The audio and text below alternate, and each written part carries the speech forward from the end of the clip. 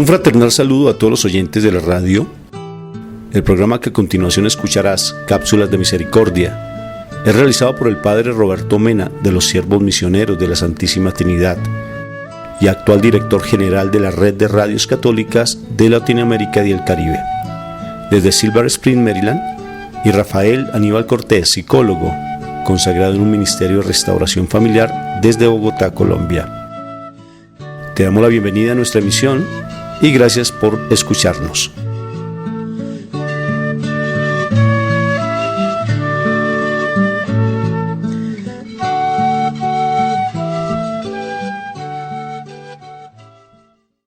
Este es su servidor, el Padre Roberto Mena, siervo misionero de la Santísima Trinidad. Y pues en su programa de Cápsulas de Misericordia, cada semana le traemos distintos programas enfocados en este tema de la misericordia, que como nos ha indicado el Papa Francisco, pues siempre continúa. La misericordia de Dios nunca se acaba, aunque se haya terminado el jubileo de la misericordia. Por eso continuamos con este programa de Cápsulas de Misericordia, llevándoles testimonios y también predicaciones que nos enfocan alrededor de este tema de la misericordia.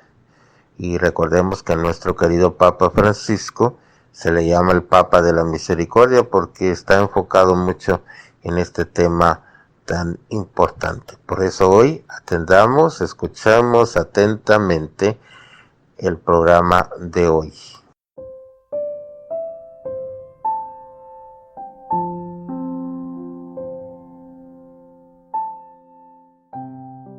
Señor, te ponemos bajo tu protección a toda nuestra familia que está cercana y aún las que están lejanas de nosotros. Te ponemos bajo tu cuidado, Señor, a todos nuestros seres queridos, aquellos que están bien, para que los sigas guardando en su bendición, y aquellos que tienen dificultades para que prontamente lleguen a tu presencia, Rey, para que prontamente te conozcan, para que prontamente estén contigo, Señor. Que de verdad se den cuenta que solo a través de ti nosotros podemos encontrar grandes caminos, Señor. Te alabamos y te bendecimos, Padre, de verdad. Tú eres el único digno de alabanza, de gloria. Tú eres el único digno de todo nuestro honor para ti, Señor. No hay nadie tan bueno como tú, Señor. Gracias. Gracias, porque a pesar de nuestra traición, de nuestra infidelidad, tú sigues siendo fiel. Tú sigues estando ahí. Tú sigues escuchándonos, a pesar de que nuestra oración sea algo distante, algo que no sea tan desde adentro del corazón, desde nuestro espíritu. A veces es solamente palabras que salen nomás de nuestra boca, pero aún así estás allí mirando nuestros esfuerzos, Señor. Gracias por escucharnos, Padre. Gracias porque tu palabra se cumple. O sea, tú no niegas tu palabra y dices que donde hay dos o más reunidos en tu nombre, ahí estás tú. Señor, sabemos que tú estás entre nosotros. Y te pedimos que tu presencia nos ayude a tener la mente dispuesta a aprender, a grabarnos todo lo que tú nos dices. Nuestro corazón está dispuesto a que esa semilla de tu palabra, al ser sembrada de verdad, de fruto más fruto y mucho fruto, y que a través de lo que vamos aprendiendo, te demos a ti la gloria, Padre. Padre, muchas gracias por este momento. Gracias, Señor, por todo lo que nos vas a decir, porque sabemos que nos dirás cosas importantes. A ti la alabanza y la gloria en el nombre de Cristo Jesús, Señor. Amén. Y amén.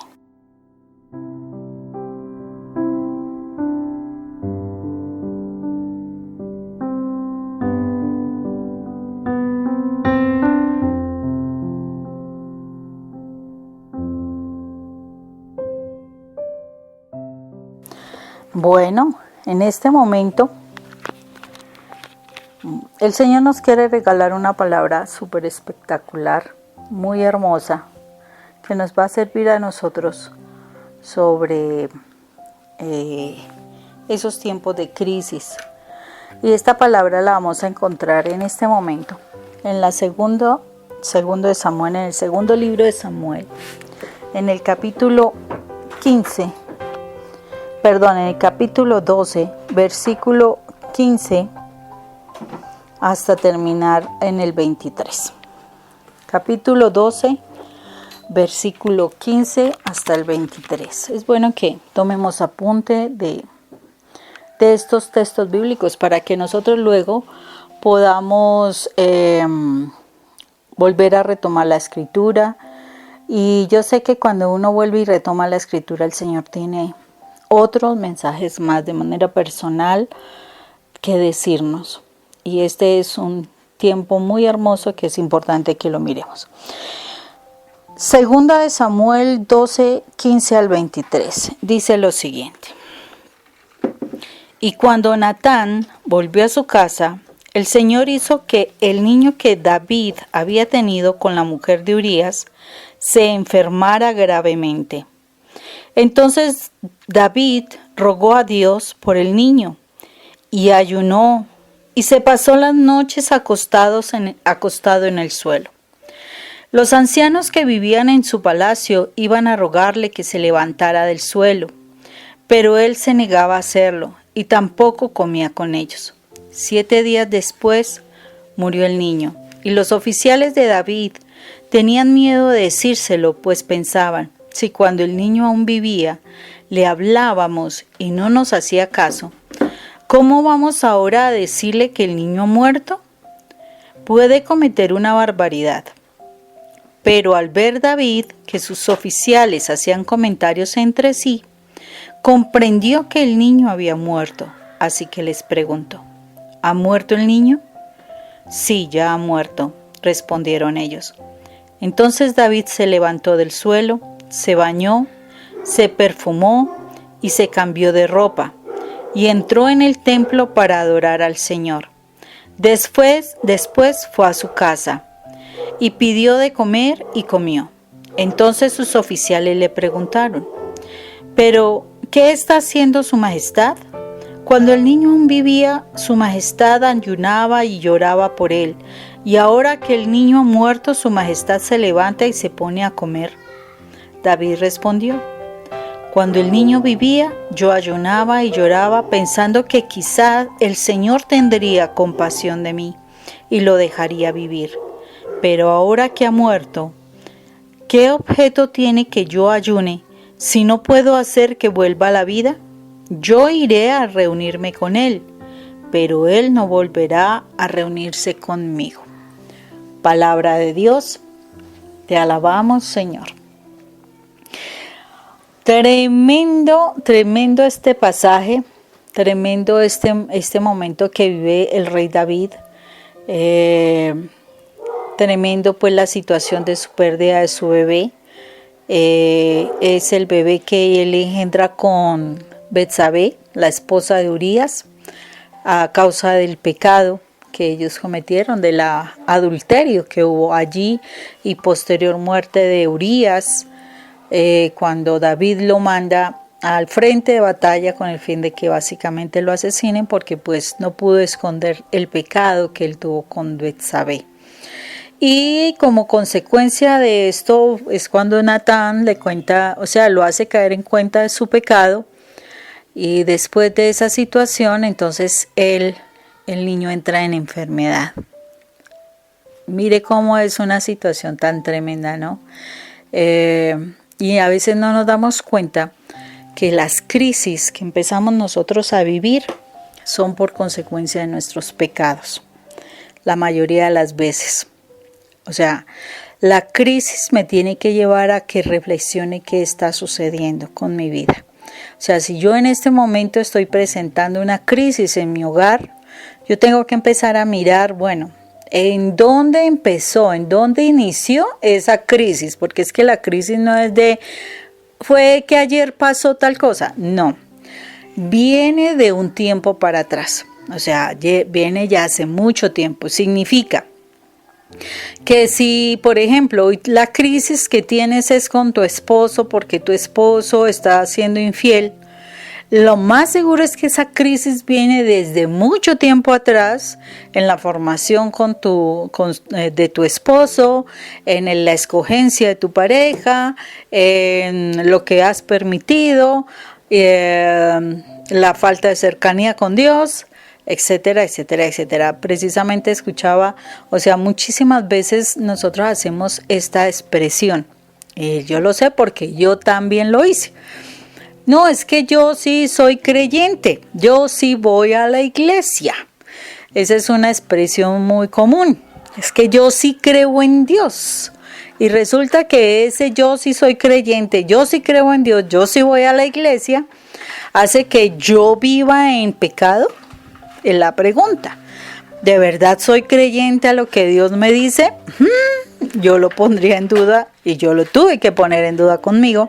O sea, yo no puedo decir que yo amo a Dios sobre todas las cosas cuando yo no hago ni tomo en cuenta la palabra de Dios. Entonces, miremos que la crisis inicia desde mucho tiempo atrás.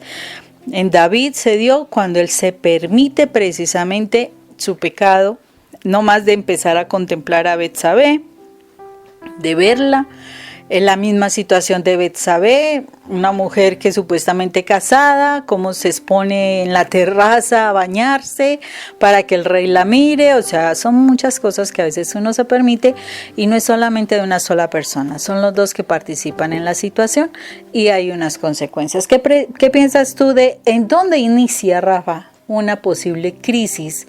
Llámese como se llame. Por ejemplo, en este momento puede haber una crisis mundial, pero en la crisis en la familia, los hijos, los esposos, o sea, todos tienen una base de esa crisis. Por pequeñas indiscreciones, Moni. O sea, no por cosas inmensas, sino por pequeñas indiscreciones, porque se permitieron cosas mínimas y se fue agrandando.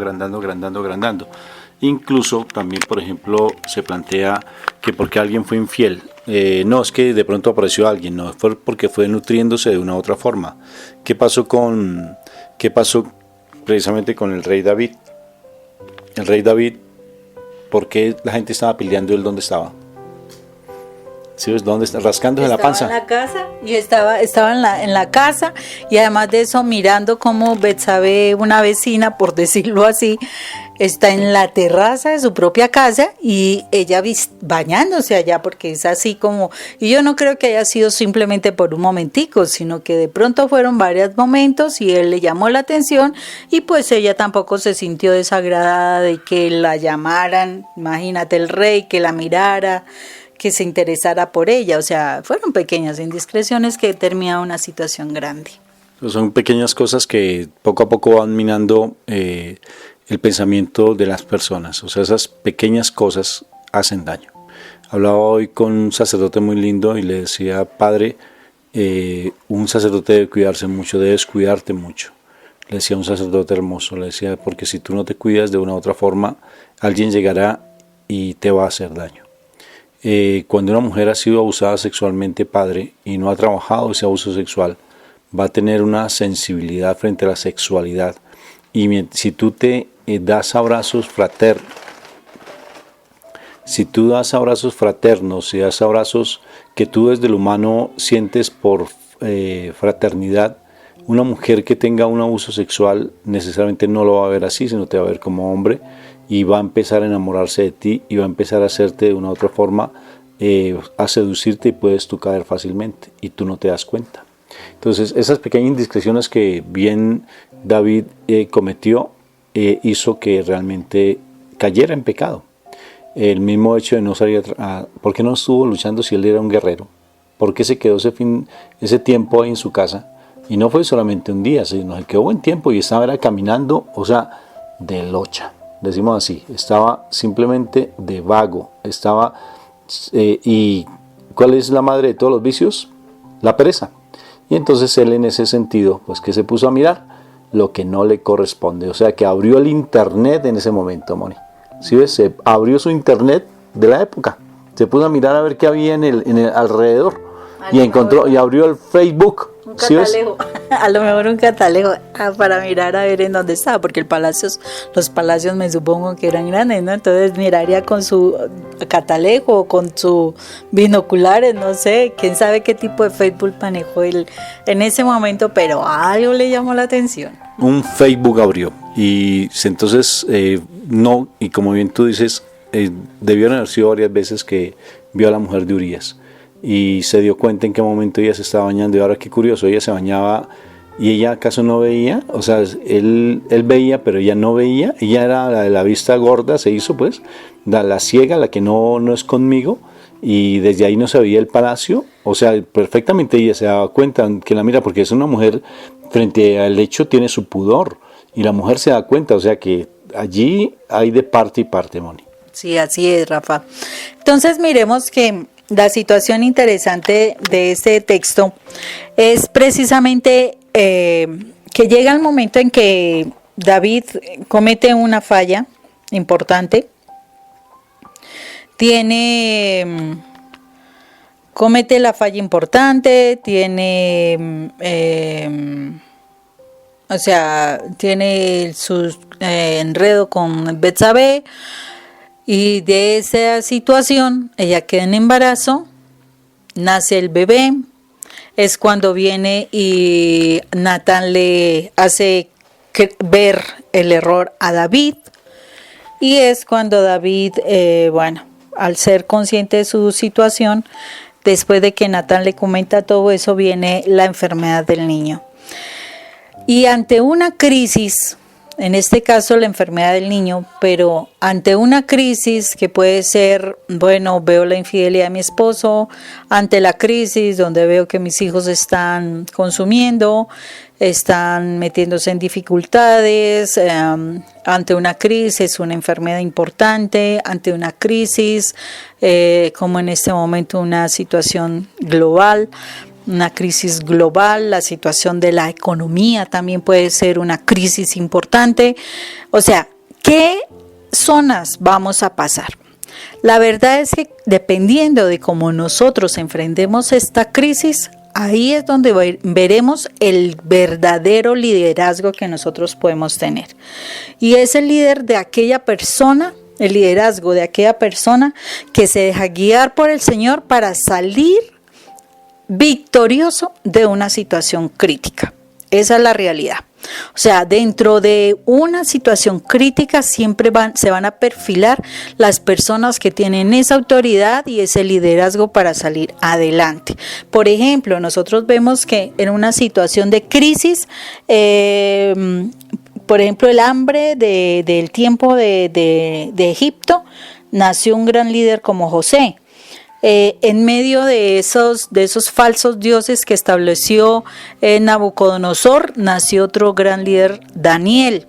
En medio de una situación de desierto, ese pasar el desierto, surgieron unos grandes líderes como Josué y Caleb. O sea, nosotros podemos ver que las crisis nos pueden llevar a que nosotros desarrollemos una capacidad de liderazgo para que toda nuestra familia nos pueda seguir, y no solamente nuestra familia, sino muchas personas que, viendo cómo superamos la crisis, podemos ayudarles para que ellos también salgan adelante de esa situación. Entonces vamos a mirar que hay una primera zona como que se debe pasar, por decirlo así, zonas de qué. La primera zona que pasó David frente a lo que experimentó fue una zona de miedo. De miedo. ¿Por qué? Porque David sintió miedo por la salud de su hijo. Entonces, ¿qué hizo? Entonces entró a ayunar, entró a orar, se mantuvo firme todo el tiempo, o sea, estaba pendiente de la situación. Pero la bendición que tuvo David fue que él buscó a Dios. O sea, fue un tiempo donde él ayuna, donde él ora, donde él suplica, donde él clama, donde él se arrepiente. Testimonio de eso está precisamente el Salmo 52, creo que es. El 50. Donde él se arrepiente de su pecado y y pues en ese momento él deja que sea Dios el que llegue o sea, él acepta o entiende que puede pasar en esa crisis. O sea, generalmente en la crisis, cuando yo busco a Dios, yo puedo ser consciente de qué puedo esperar de esa crisis. O ya sea que tenga que hacer algunas entregas, o sea, unas renuncias, y yo voy a estar bien, o sea que ya alcance la victoria, que en cualquiera de las dos situaciones será una victoria, porque nadie entiende los planes del Señor, pero lo único que es cierto es que los planes, los pensamientos del Señor son más altos que nuestros pensamientos. O sea, todo lo que en Él obra para bien. Y mire, tanto así que David más adelante tiene a un hijo con Betsabé, porque él termina casándose con Betsabé, y ese hijo fue el rey Salomón. ¿Sí ves? Entonces, la situación es que para Dios todo obra para bien a los que amamos al Señor, en Dios.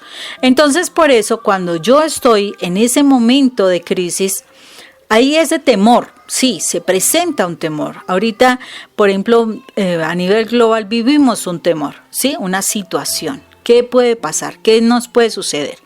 Pero la idea es realmente entrar a la presencia de Dios. Realmente buscar su palabra, realmente buscar su dirección, dejarnos llevar por el Señor, de permitirnos sanar las situaciones, permitirnos destruir el miedo, porque dice que el miedo pone lazo, pero el perfecto amor saca fuera todo el temor. O sea, nos destruye el temor que pueda haber en nuestro corazón y nos da esa energía y esa fuerza para poder levantarnos de la crisis, ¿sí? ¿Tú qué piensas de eso, Rafa? ¿O alguna comentario vas a hacer o no? Sí, claro, el miedo es lo que más nos limita, porque el miedo es lo que hace que nos ponga un freno frente a las cosas, y de por sí por el miedo se cometen tantos errores. El miedo nos impulsa a hacer cosas o nos detiene y no nos deja avanzar. El miedo es el obstáculo más grande que Satanás, una de las estrategias que Satanás emplea para que realmente no podamos estar ante la presencia de Dios. Y precisamente entonces, cuando nosotros entendemos desde la palabra, desde esa oración, entendemos qué es lo que Dios quiere, porque es que de verdad Dios no se queda callado, Dios nos dice, entonces muy fácilmente nosotros nos vamos a dejar mover por el Señor. O sea, ya aceptaremos una realidad, ya aceptaremos lo que pueda venir, ya aceptaremos el propósito de Dios para nuestra vida, así tengamos que morir a cosas. Y el Señor a veces desea eso, que aprendamos a renunciar a cosas que a lo mejor nos están impidiendo salir adelante. Luego viene, después de esa zona de temor, cuando ya hemos orado, cuando hemos ayunado, cuando hemos estudiado la palabra, cuando de verdad buscamos la unión con Dios, entonces pasamos a otra etapa, que fue lo que pasó David, y es la etapa de aprendizaje. Es una etapa de aprendizaje. ¿Qué es esa etapa de aprendizaje? Es el tiempo donde podemos establecer una disciplina. Por ejemplo, en estos momentos que si no los aprovechamos, pues vamos a desperdiciar mucho de nosotros. Pero este es el momento en que nosotros podemos establecer disciplina. Yo me acuerdo cuando yo estuve en la crisis importante con Rafa, con Rafa nunca ha habido crisis, discúlpame Rafa, es que siempre se me olvida que contigo no vivencié crisis. Terror, yo creo que... Entonces, disciplinas como cuál, levantarte temprano, saber orar, estudiar la palabra, de verdad empezar a organizar tus tiempos, administrar tu tiempo en tu casa, administrar tu tiempo en el trabajo, administrar tu tiempo para ir a la iglesia, para cumplir con la iglesia. Y perfectamente tú puedes, responder a todas las áreas de tu vida. O sea, es el tiempo donde tú puedes organizarte. Antes, porque tenías, en el caso, por ejemplo, mío, que tenía esa dependencia tan grande de Rafael, si Rafa me decía, nos vamos de paseo de pronto. Entonces, muchas veces dejaba de orar por irme de paseo. En cambio, así ya uno puede decir, no, primero es tal cosa y luego vamos a tal otra, ¿sí? O organizamos las cosas para uno tener el tiempo de alguna forma planeado para saber responder a todo lo que el Señor espera de nosotros. Es el tiempo donde uno puede aprender a manejar sus finanzas, porque miremos en estos momentos que estamos vivenciando, necesitamos aprender a administrar lo que nosotros recibimos, administrar el compartir en familia, administrar, responder a algunos trabajos o administrar también aprendizajes, porque es el tiempo de aprender a hacer algo nuevo. En este momento nosotros tenemos tiempos, entonces a veces uno dice quedarme solamente viendo televisión o durmiendo o qué sé yo. No, es el momento en que podemos nosotros aprender algo nuevo, y en nuestra vida diaria no podemos frenar nuestra forma de crecer, de aprender. Por ejemplo, tenemos una situación con nuestro esposo, digamos la crisis es con nuestro esposo, y entonces solo nos dedicamos a pensar, a hablar, a perseguir, a ser investigadoras, de todo con relación a nuestro esposo. Se nos olvidan los hijos, se nos olvida que tenemos una vida social, hasta en el trabajo todo el mundo sabe nuestras crisis, nuestros problemas, en la iglesia saben los problemas, pero ¿y qué estamos haciendo para crecer? No hacemos muchas veces nada. Entonces, la crisis, después de que yo esté en la presencia del Señor, de verdad, yo logré entender cuál es su propósito, tengo que pasar a ese momento del aprendizaje, de aprender algo nuevo, aprender a manejar mi vida. Si mi esposo se fue, tengo que aprender a manejar mi vida. Si mi esposo no quiere nada conmigo, tengo que aprender a manejar mis momentos en mi casa, y no no desubicarme. Si es mi hijo el que está en la crisis, también tengo que aprender a movilizarme para saber qué debo hacer con mi hijo. O sea, es un tiempo de aprendizaje, Rafa, porque es fundamental que nosotros no nos quedemos estancados diciendo, ay, pobre de mí, ¿yo qué voy a hacer? ¿Cómo me van a ayudar? Vengan todo el mundo, llamar hasta la Guardia Nacional, bueno, exagerando, para que vengan a mí y ayuden. No es así. O sea, Dios nos da las herramientas para que nosotros podamos salir adelante de la crisis que podamos estar viviendo. Es fundamental esto. Y hay que tener presente algo. Nosotros podemos estar en crisis, pero hay algo que es importante. El cielo no está en crisis. Dios no está en crisis. Dios sabe qué está haciendo con nosotros. Por eso es que nosotros tenemos que ser conscientes de algo. O sea, si la crisis es mía, yo tengo que buscar la paz del Señor, porque el Señor está en su momento tranquilo. Él sabe qué está haciendo con nosotros. Entonces, yo tengo que estar confiado en ella, en el Señor, porque el Señor está haciendo lo que necesita hacer. ¿Qué es lo que Dios desearía de todos nosotros? Sea la crisis que sea, ¿qué es lo que Dios quiere de nosotros? Algo muy sencillo. Dios quiere que de verdad lo amemos. O sea, nosotros nos desgastamos en el amor por las personas, nos desgastamos. O sea, somos exagerados para amar a las personas. Las cosas. Y las cosas además, y porque si se me pierde, si entro en una crisis financiera, bueno, lo que sea. O sea, nos desgastamos por lo humano, por lo material, eso es la verdad. Y yo a veces me pongo a pensar, ¿de verdad nos desgastamos por Dios? O sea, podemos decir que lo amamos, que nos hace falta, que me hace falta hablarle, que me hace falta escucharlo a través de su palabra, que me hace falta visitarlo, que me hace falta que esté conmigo en todas partes, así como uno quiere que esté el esposo, que estén los hijos, que esté el dinero, que esté lo que sea. les aseguro que nosotros no nos desgastamos por Dios. Y Dios lo único que espera es que nosotros lo amemos así, que nos desgastemos por Él, o sea, que seamos capaces de buscarlo todo el tiempo. Ahí es donde viene uno de los principios de nosotros, ¿cierto, Rafa? Que habla de orar sin cesar, orar en todo tiempo. Esa primera de Tesalonicenses 5:17, donde debemos estar todo el tiempo buscando hablar con Él.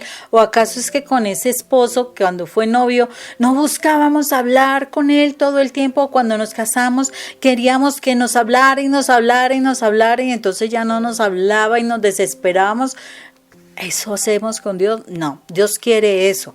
Entonces, este es el momento de que pasando esa zona de miedo, empecemos esa zona de aprendizaje, de aprender a depender del Señor, de administrar nuestro tiempo, de saber responder a todas nuestras áreas.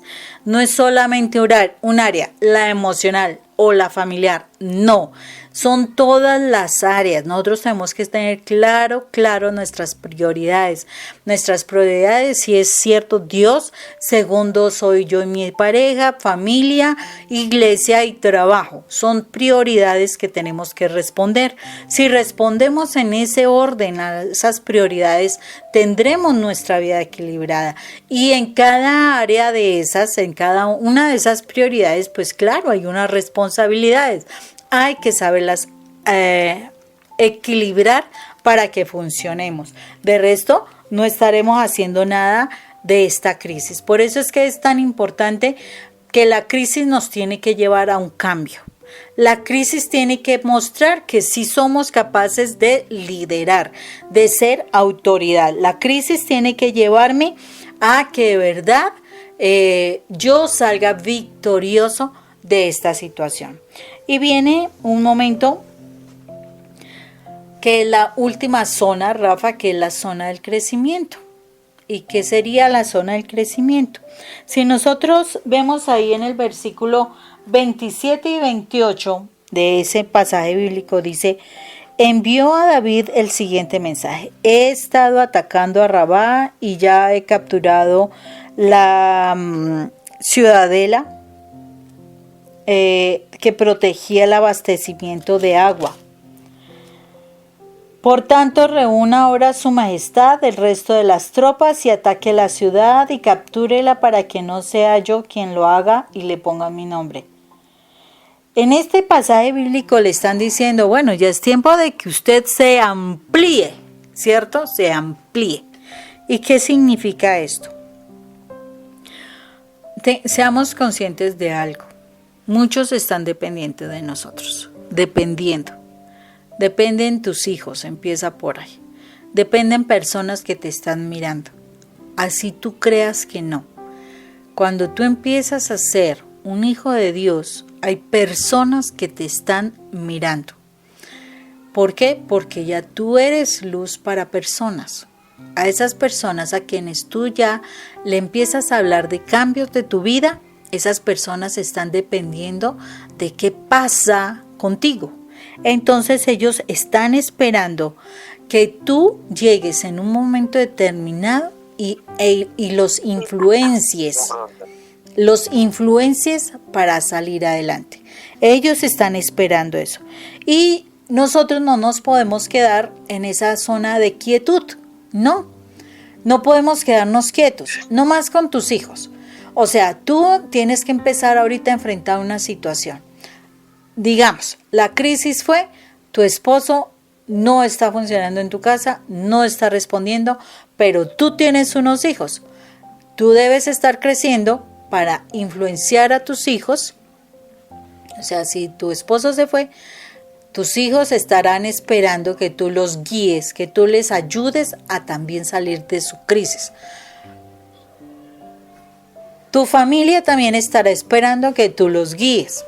Rafa, si no hay hijos, ¿qué también puedes hacer? Princesa, es igual, o sea, todo tiene un propósito en la vida y es el hecho mismo que tu esposo está esperando, tu esposa está esperando que tú seas ese ángel de ella o de él, pero eso no nos damos cuenta de esa situación, Moni. Entonces, porque de una u otra forma caímos siempre en un egoísmo y pensamos en función nuestra. y caemos solamente en ese pensamiento, lo primero para mí, lo segundo para mí y lo que me sobre para mí. O sea, caemos en ese egoísmo. Y precisamente lo que tú dices, no podemos caer en ese momento de egoísmo, porque el momento de egoísmo es quietud, es quedarnos estancados. Puede ser que tú te quedes solo, puede ser que te quedes solo, ¿sí? Pero el que tú aprendas a superar esta crisis, tú tienes que darte cuenta que otras personas a tu alrededor te están necesitando. Puede ser que en tu casa estén muy bien, puede ser que ya estén superando súper bien ustedes la situación, que no tengan la crisis como tal ustedes, pero resulta que a tu alrededor hay personas que sí lo están vivenciando. Puede ser una hermana, un hermano, tu papá, tu mamá, puede ser un tío, un sobrino, un primo, pueden ser amistades en tu trabajo, en fin. O sea, no podemos quedarnos en esa zona de quietud, de ay, no, ya yo superé la situación y paré de contar. No, el Señor quiere que nosotros aprendamos a darnos. En una crisis el Señor quiere que nos aprendamos a amar. ¿Qué fue lo que nos pasó a nosotros? Sí, es cierto, pasamos un momento duro, pasamos un momento de miedo, donde yo creo que voy a perder todo, pero ese miedo me permitió conocer a ese Padre Dios maravilloso. Ese Padre Dios me enseñó, me llevó a esa zona de aprendizaje, donde aprendí a depender de Él, donde empecé a ensanchar mi vida, a crecer. ¿Y a dónde me llevó ese aprendizaje? A crecer. ¿Y qué es el crecimiento? Lo que ahora está pasando con Rafa y conmigo. O sea, no nos quedamos nosotros solamente en ese momento de, ay, no, pues sí, gracias a Dios pasamos esta situación, estamos muy bien, estamos todo esto y ya, paré de contar. No, es el mismo Señor que nos moviliza a que nos crezcamos, que sigamos adelante, que esto no solamente lo que aprendimos quede para nosotros, sino que vaya a otras personas para que también crezcan, para que también superen la crisis, para que también aprendan y que a su vez vayan a crecer, a ampliar el círculo de influencia con otra cantidad de familias que a su vez cada uno conoce, para que ellos a su vez logren superar sus crisis. O sea, el Señor quiere que todos nos ayudemos, porque somos familia, todos somos hijos de Dios. Y Él no esperará que yo me quede con lo mío y el resto de mis hermanos se pierda. No. O sea, estamos en una crisis. La crisis familiar es la más grande en este momento. Llámese el problema que se llame dentro de la familia. Nos está llevando a que dependamos de Dios. Nos tuvo que encerrar en nuestras casas. Así. O sea, Dios Padre tuvo que poner el argumento a nivel mundial para que nos encerráramos en nuestras casas. ¿Con qué finalidad? Con que aprendiéramos a enfrentar el miedo. El miedo solo se enfrenta con la presencia de Dios. No hay más. El miedo se enfrenta con la oración. El miedo se enfrenta con el ayuno. El miedo se enfrenta con la unidad entre todos en la familia para que conozcamos de Dios. El miedo se enfrenta cuando somos capaces de unirnos con otras personas para orar más por esa condición que estamos vivenciando. Así es como enfrentamos. Con el perfecto amor que es el mismo Dios, nosotros enfrentaremos el miedo. Pero es el tiempo donde tenemos que crecer. ¿Cómo? Aprendiendo cosas, reinventándonos, sabiendo cómo nos vamos a relacionar, pero todo dependiendo de Dios. O sea, absolutamente todos dependiendo de Dios. Los que no quieran hacerlo, pues ellos enfrentarán la crisis de otra forma muy terrible, muy difícil, muy sin Dios. Y ya sabemos que sin Dios las cosas no van a ningún lado bueno. Entonces, si nosotros aprendemos a vivir desde esa dependencia de Dios, reinventándonos desde lo que Dios quiere hacer con nosotros, vamos a salir de esta crisis. Pero salir de esta crisis es seguir creciendo para llevarle a más personas, porque será la oportunidad de llevar a esos que no se quisieron depender de Dios, llevar ese mensaje para que ellos también encuentren la salida, encuentren la solución a las crisis que ellos van a vivenciar. Pero esto es un trabajo de todos, absolutamente de todos, porque todos somos hijos de Dios y todos somos hermanos en Dios. Entonces significa que a todos nos corresponde a esto. Si tú estás escuchando este mensaje, es porque a todos nos toca unirnos. No importa la situación que estás viviendo, solo depende de Dios. Ama a Dios, déjate guiar por Dios, aprende de lo que Dios te quiere hacer. Acepta la situación que está vivenciando en Dios y Dios te mostrará cuál es el camino de salida. Una vez yo estaba en el trabajo. Y pues como eran con menores infractores, yo estaba pues básicamente recién salido de la universidad, hice algunos trabajos pero nada que ver con la psicología, y entonces llevaba más o menos un año por fuera de la universidad, vendía libros en ese tiempo. Y entonces un amigo me invitó a trabajar con los terciarios capuchinos, que ellos pues manejaban las cárceles de menores. Entonces en ese tiempo propusieron que 2 educadores y un psicólogo estuviera dentro de la sección con los jóvenes. Con 23 jóvenes infractores a la ley, nada de norma, nada de autoridad, y sobre todo cuando uno llegaba nuevo, pues más a uno se la dedicaban como educador porque uno no podía. Tenía que tener unas herramientas uno de manejo de grupo, pues yo recién salí de la universidad, ¿qué herramientas tenía? Sino simplemente los aprendizajes que me habían dado en la universidad, que realmente uno cuando sale de la universidad, pues uno sale con una cantidad de teorías, pero en la práctica nada, y mucho menos para manejar grupos tan complicados como los menores infractores, y chicos disruptivos de la norma, chicos rebeldes, chicos de un carácter fuerte, consumidores de droga, que fácilmente se agredían por cualquier cosa, intolerantes a la frustración, mejor dicho. Y entonces me pusieron allí y yo empecé en crisis. Fue tremendo, porque cada vez que yo entraba al grupo, el grupo se me alborotaba. Y les voy a confesar algo, pero que no salga de América Latina. Para poder calmar a esos muchachos, entonces yo entraba cigarrillos a la institución, con el permiso pues de los sacerdotes en ese tiempo, ¿sí? Para tratar de manipularlos, y si se comportaban bien, yo los dejaba fumar. El problema es que ellos no me lo fumaban cigarrillitos, sino le sacaban, después yo me daba cuenta que ellos sacaban el tabaco y le echaban, era marihuana, y ahí sí se me presentaba un problema, y yo no sabía por qué los muchachos, porque yo no conocía la marihuana. Entonces ellos decimos en Colombia, se me trababan, o sea, hacían de las suyas. Y entonces conmigo fue un desorden impresionante, porque yo no sabía manejar esa crisis de esa sección.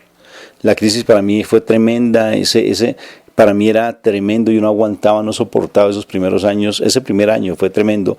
Yo pensé ya renunciar, le dije al sacerdote, al director en ese tiempo, que yo quería retirarme porque yo ya no podía. Incluso en una oportunidad uno de los muchachos me dijo, fue más curioso porque lo llevaba en fila, y yo estaba de un genio impresionante, y yo los saqué de la fila, y entonces él me dijo, si usted no puede con nosotros, ¿por qué no se va? Me dijo, Cucho, así le dicen a uno aquí en Colombia los muchachos. Si usted no puede con la sección, váyase. Y fue tan particular porque eso me confrontó mucho. Y entonces le conté a un amigo, que estaba con mi compañero de trabajo, y él de muchos años de experiencia de trabajo en la sección, y me dijo, Rafa, es que te estás desgastando, porque tú no estás viendo el problema, sino que cada vez que tú tienes esa crisis con la sección, es lo mismo que en la vida familiar y en la vida de pareja. Si tú te pones a tratar de resolver todos los problemas a la vez, te vas a alocar, te vas a volver un loco con eso, no vas a poder, y vas a salir corriendo y vas a renunciar. En otras palabras, te vas a suicidar, porque eso es una forma de suicidio. Entonces me dijo, retírate un momento, observa el problema y te vas a dar cuenta cuál es la solución. Dije, ¿cómo así? Dijo, cuando la sección esté en problema, Rafa, observa y te darás cuenta que uno es el del problema. Uno es el que te está generando el problema y no son todos. Porque cuando tú estás dentro de todo ese maremán de la sección y tú manipulándolos con los cigarrillos, no haces nada, porque estás simplemente aletargando ese problema y lo único que estás haciendo es que te estén manipulando y no estás haciendo nada, Rafa. Obsérvalos. Cuando haya ese problema, retírate un momentico que la sección está en crisis y vas a observar cuál es el problema. Retírate un momento, tómate tu tiempo fuera, pero observa la sección, observa el problema. Lo que tú dices, no entrar, salir de la zona de miedo. Hay que aprender. Pero para aprender tenemos que mirar qué es lo que está pasando. Porque si no me quedo en ese aprendizaje, simplemente yo no aprendo, Moni. Si no me quedo simplemente en una zona de confort y en una desesperanza, que lo que hace es miedo, esa desesperanza, y eso no va a solucionarme el problema. Porque esa desesperanza lo único que hace es volverme una persona amargada, una persona egoísta, una persona que piensa en función de sí misma y no da solución a ningún problema. Entonces, como yo vi ese mare magnum, esa sopa, ese sancocho, diríamos en Colombia, pues no le encontraba solución. Y entonces un momento en que la sección estaba en un caos tremendo de los que siempre tenía yo. Consumo de droga, agresiones, peleas, querían imponer su ley, no me hacían caso para nada, yo pensaba que todo ya no podía con eso, quería salir corriendo como psicólogo, sentía que yo no servía como psicólogo, yo porque estaba allí trabajando, porque me casé, ¿sí se dan cuenta? Igual. Entonces me retiré un momentico, me puse a mirar con cabeza fría, sin ponerme a dejar, es que es culpa de él, culpa de ella, culpa del director, culpa de mi esposa que no quiere que yo llegue sin plata para la casa, mejor dicho, ¿culpa de quién? Porque antes le echaba culpa a todo mundo le echaba culpa. Y me quedé observando y había un muchacho que era el que estaba liderando. Un muchacho sentado en la silla, pero tenía tanta autoridad ante los demás muchachos que él era el que manejaba todo. Todos alborotados y él callado. Dije, allí está el problema. Y cuando lo observé, lo llamé aparte, lo traje y le dije unas cosas muy concretas. Oye, y a partir de allí empecé a trabajar con él, me acerqué a él, o sea, me acerqué al problema y se me solucionó el problema de la sección. Y ya empecé a tener más herramientas para poder solucionar los problemas. Si tú no miras el centro de tu problema, si tú no lo seleccionas y lo apartas y lo sacas de lado, todos los demás que son circunstanciales, tú los vas a ver como prioritarios y se te va a convertir en un problema impresionante y tu cabeza crees que ya no aguantas, que tu problema en la casa es un problema fuerte, que un problema con tu esposo ya no se puede solucionar. Mejor dicho, es una crisis y es un problema tremendo, tremendo, tremendo. Entonces, ¿cómo solucionarlos? Mi esposa bien lo dice. Salgamos de la zona de miedo. Zona de miedo es enfrenta el problema, míralo. No te pongas a dejarte agobiar por tantas cosas que hay allí alrededor tuyo. Mira el problema. Retírate un momentico, observa lo que está pasando. Sal de la zona de miedo. No le tengas miedo al problema. Porque si tú le tienes miedo al problema vas a cometer un error gravísimo porque vas a tomar una decisión equivocada frente a las cosas. Retírate un momento, observa el problema y pídele discernimiento al Espíritu Santo para que te vea, para que tú puedas ver cuál es la raíz del problema. Para que tú la veas cuál es el trasfondo del problema. Y cuando tú tengas ese problema, retíralo un momento, míralo, aprende de ese problema y te darás cuenta. Te pongo una tarea. Hay una película en el mundo, mírala, se llama Guerra Mundial Z, parecida a lo que estamos pasando, sino que allá hay zombies, vas a ver una cantidad de zombies, una cantidad de cosas fuertísimas, pero es para verla. Y me llama la atención cómo descubren cosas, de verdad, cómo descubre el que ponen a tratar de encontrar ese problema mundial, porque estamos casi en la misma situación actual.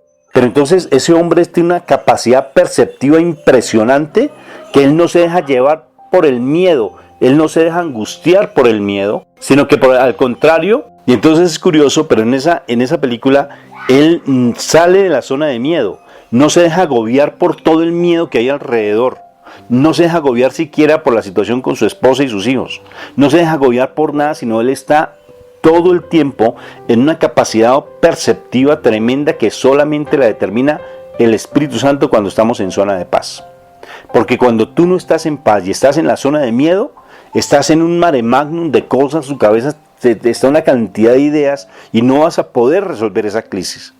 Retírate por un momento, llénate de paz, por eso tan hermosos los rosarios, porque te llenas de paz.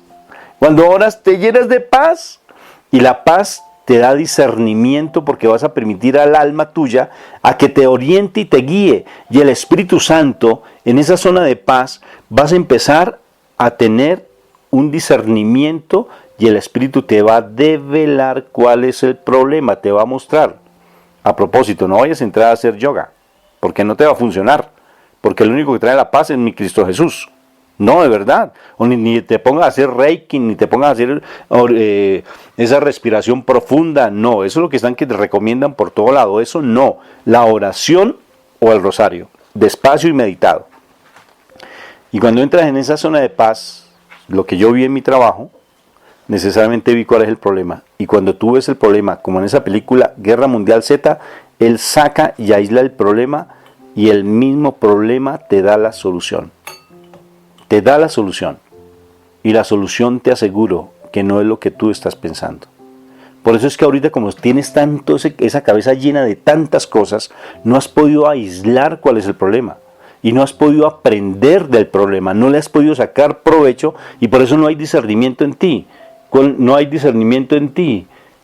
Cuando uno tiene ese primer momento, que es el miedo, ese segundo momento, que es el aprendizaje, y ese tercer momento, que es el crecimiento. No puedes tener ese crecimiento si tú no tienes el discernimiento. No puedes trascender, porque desafortunadamente cuando una persona no es espiritual, aprende con base en el golpe, con base en el maltrato, con base en el dolor, con base en el golpe, ¿sí? En el golpe. No aprende con base en la reflexión. Las mentes elevadas, los espíritus que trascienden, los espíritus que están ante la presencia de Dios, aprenden desde la percepción, desde la reflexión, desde la oración. Cuando una persona no está espiritualmente, aprendes con base en los, como decimos en Colombia, los trancazos. O sea, con base en los golpes, de darse fuerte de narices con la realidad, ¿sí? Y dándole y echándole la culpa a los demás. Porque no es capaz de reconocer que hay un egoísmo metido en ti. No reconoces que hay un problema fuerte en ti porque solamente piensas en función de ti mismo o de ti misma, de la comodidad que hay en ti, de la zona de confort en la que vives. Entonces no te das cuenta que hay que sacrificarse por el otro, darse por el otro, pero no sabes cómo hacerlo porque estás en tu zona de confort y no has sabido discernir cuál es el verdadero problema que hay en el fondo de ti, porque solamente piensas en función tuyo, en función tuya, no piensas sino en función tuyo nomás. Y no eres capaz de ver que el otro que está a tu lado, que está al frente tuyo, tiene un problema mucho más grande que el tuyo, pero como tú no ves que tienes ombligo, sino estás pensando en el ombligo del otro, no te das cuenta en tu propia necesidad y lo que tienes es un egoísmo marcado y una soberbia y una prepotencia que no eres capaz ni contigo mismo, ni contigo misma. Entonces, eso es muy cierto lo que dice, tenemos que aprender de David, ¿no es cierto? Y eso dice la palabra, si mi vecino cae, que yo no vaya a cometer ese mismo error. No vaya a cometer el mismo error, lo que está pasando ahorita con algunos gobiernos, ¿no? Hay algunos que están enceguecidos, o sea, que no quieren hacer nada y no se están dando el daño que están cometiendo, porque están poniendo en riesgo la vida de muchas personas, no se dan cuenta. Y otras personas que dicen, si les pasó a mi vecino, lo que dice la palabra, si le pasó a mi vecino, venga, yo aprendo de mi vecino, mente reflexiva, mente que trasciende, para que yo no vuelva a cometer ese problema. ¿No te parece? Princesa preciosa de Papito Dios, ¿qué te pareció? Sí, así es. Entonces, zona de miedo, buscar a Dios intensamente. Siguiente zona de aprendizaje, o sea, organizarme, reinventarme, depender de Dios y de lo que Él me quiera dar. Realmente ser una persona nueva. Y luego zona de crecimiento, donde todos esos sueños, ojo, los sueños no se acabaron, los sueños no se frenaron, no se destruyeron, los sueños simplemente se aplazaron, porque esos sueños se harán realidad en la zona de crecimiento, y la zona de crecimiento es todo lo que tú vas a entrar a influir, porque el Señor está haciendo de ti un gran líder. Solo una crisis hace un gran líder de la persona. ¿Y eso me pasó? No podía, ¿te acuerdas, Moni? Yo no podía, yo llegaba, era flacuchentico. No, yo no podía, yo soñaba con los problemas de los muchachos. Fue un año tan difícil para mí, tan duro. Y después de que aprendí después de esa enseñanza que me dieron, de verdad, ya me subieron a otros cargos, ya tuve la capacidad de manejar 25 años manejando instituciones antes me buscaban siempre para solucionar problemas, me llevaban incluso a instituciones tan complejas a dirigirlas. Igual en nuestra vida. O cuando te llevaban a otras partes del país a enseñar a otras instituciones para ver cómo iban a levantar todo el proceso, precisamente fue uno de los honores que el Señor te da después de que tú logras aprender, porque no te quedaste solo en la institución, sino que tú eso lo enseñaste a otras partes, y eso es el crecimiento. O sea, no te quedas solo en una sola parte, sino que el Señor, en ese crecimiento que uno tiene, ese crecimiento lo lleva a extenderse en otros sitios. Y no solamente eso, mi amor, eso ahora, por ejemplo, mira todo el aprendizaje que tuvimos, y debido a que salimos de esa crisis a nivel laboral, mira, por ejemplo, cómo todo ese aprendizaje lo colocamos en servicio de los demás. Y ahora a nivel familiar, tantos años pensando que no éramos el uno para el otro, tantos años que pensamos que nos equivocamos. ¿Queremos yugo desigual? ¿Sí o no? ¿Yugo desigual? ¿Cuántas veces dije? Claro que sí. Y se justificaba desde la palabra de Dios, ¿no es cierto? Y buscamos el pretexto de, venga, pues, ¿qué es lo que dice la palabra frente a ese yugo desigual? Que como que no es de él, que es que él no es creyente, yo sí soy creyente, que es que él es el que pone, yo soy el que yo no hago, es que él piensa en otra cosa, yo soy diferente. Los dos somos antagónicos, Moni. No somos idénticos. Si fuéramos idénticos, qué aburrimiento sería, porque, bueno, en últimas, no deja de ser complejo. Pero si eso lo llevamos ahora al plano familiar, las crisis tan tremendas que teníamos los dos fue tremendo las crisis que teníamos. No decidimos retirarnos definitivamente. Si yo le hubiera dicho a mi esposa, venga, me tomo un tiempo, no hubiera regresado. De verdad, gracias a Dios no tomamos esa decisión, porque si yo le hubiera dicho a mi esposa, venga, yo tomo un respiro, y alcancé a hacerlo, ¿no es cierto? Pero gracias a Dios no tomé esa decisión. Yo le doy gracias a Dios por eso, porque si yo hubiese tomado ese tiempo fuera, o sea, venga, pues respiro, es que necesito un tiempo para darme cuenta, es que no, esto no está funcionando, y venga, yo hago esto. Yo creo que en ese momento o Mónica me pierdo, yo la pierdo a ella definitivamente, porque el mundo me hubiera hecho las suyas conmigo, porque yo estaba en el mundo.